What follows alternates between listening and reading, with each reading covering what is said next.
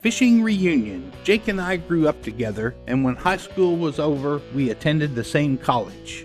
The cold Ohio winters were a drastic change from our sunny climate down in Florida, but the college experience was a roller coaster of its own.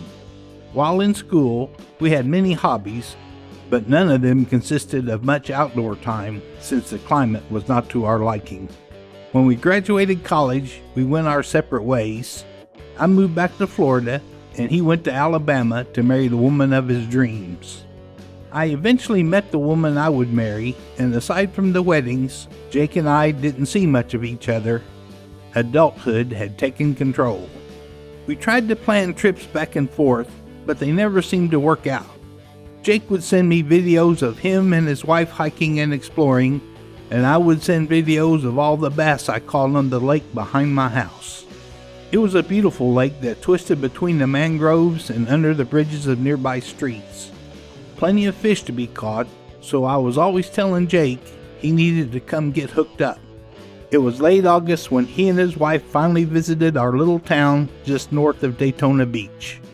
We had the guest room set up for them, and they settled in easily. Although our wives had only met a few times, they bonded quickly. Most likely because Jake and I were so similar, they knew what to expect. The first night we took it easy, started a fire, and relaxed.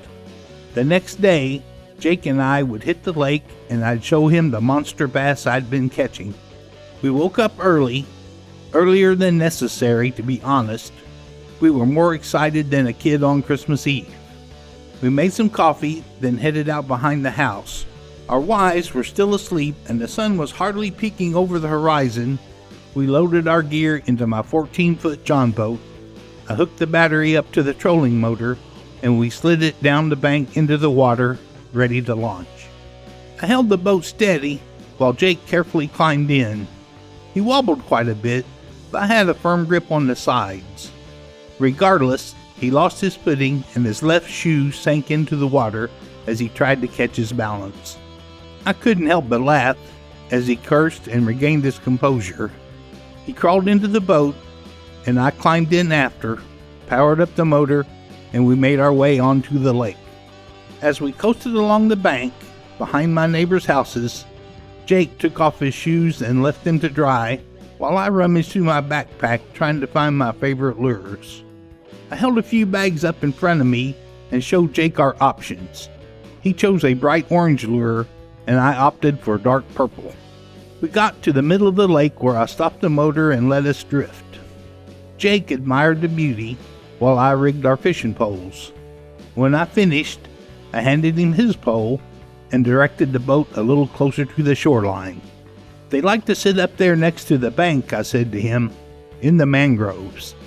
That's why this lake is so good. Mangroves rarely grow in fresh water, but provide amazing cover. Be careful. The mangroves will eat your lure before the fish do." Jake laughed and cast towards the shore, obviously intimidated by the branches hanging over the water. It was a weak cast, but it had been a while, so I didn't make fun of him. Instead, I cast my own line, reminding him how it's done. My topwater lure landed between the mangrove roots, and I let it settle for a second before tugging the line little by little, making ripples to attract attention. Jake noticed my method and mimicked my actions. We trolled along the bank for a while, casting and reeling in, covering a lot of water.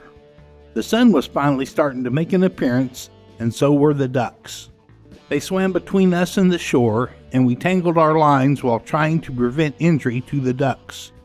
We spent a solid 10 minutes untangling our lines, then decided to move away from the ducks. After quite a few more casts, Jake became overconfident. He overcast and his lure hooked into a low-hanging tree, wrapping around twice before it settled itself in between two of the branches. He mumbled something under his breath, and I chuckled. Reeling in my line and directing the boat to the tree, I stood beneath it and untied his tangled line, dropping it back in the boat before taking off to find a less dense area along the shoreline. Since the lake was surrounded by mangroves, it was difficult to find a spot with no trees. but I found one that had minimal coverage and we started to cast again. This time, it was me who got hooked, and it was quite the recovery mission. After fighting with the line around the branches, I gave up, cutting my line and saying farewell to one of my favorite lures. I had definitely scared all the fish off by then, so again, we relocated. I set up a drift, letting the breeze take us along a favorable stretch of bank while I rigged my fishing pole back up for more. When I looked up, I noticed we were 15 feet from a gator sunning himself on the bank. He wasn't huge, but big enough to keep an eye on. As we drifted a little past him, we began casting again. Finally, Jake hooked something and began reeling excitedly. The gator was startled and slid into the water to hide while Jake hollered, ready to see what was on the end of his line. Just as he was pulling it up to the boat, the gator made another appearance, snatching the fish right off Jake's line. We both leaned back, almost tipping the boat, but careful to catch ourselves and not end up in the water with the beast as Jake's line continued to spool out.